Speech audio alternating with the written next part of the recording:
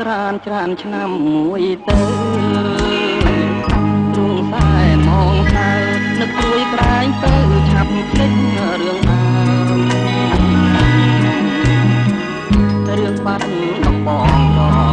ងដងហើមតាជួបស្រីឆ្នាំរដូវបន្សាមការរីកសួងអូនដើរក្រុមក្នុងស្ទឹងសង្ការយ៉ាងដូចដួងខែពណ៌គួចមានស្នេហ៍មេត្រាពុនរាយ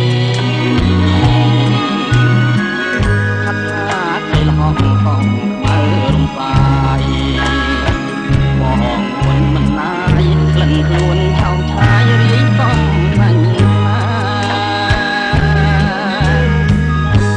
ពីចិនត្រកអើយកុំបាច់គូអីនៅក្នុងលោកីស្រីល្អព្រានទេមានតែបន្ទូដងស្ទឹងសង្ការតែខ្លួនរួយថាគួររយគួរខែក៏នៅចាំចោល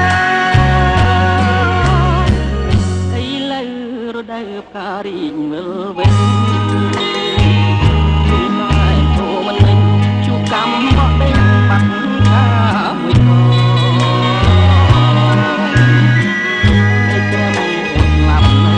ក្នុងកបងពីកាន់មួយល្អសងទុំត្រប់ខ្នងពីស្លាប់ក្នុងភ្នោ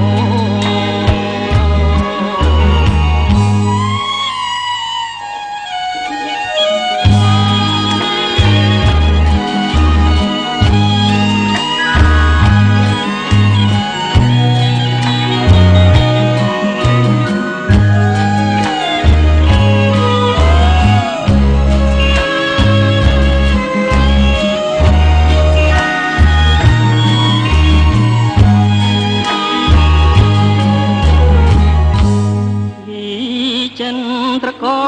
អើយកុំបាច់គូអី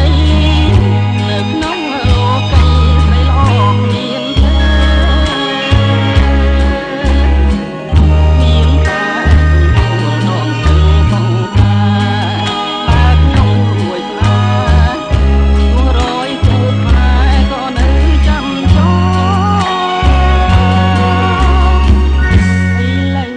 រដូវផ្ការីកវិលវិញ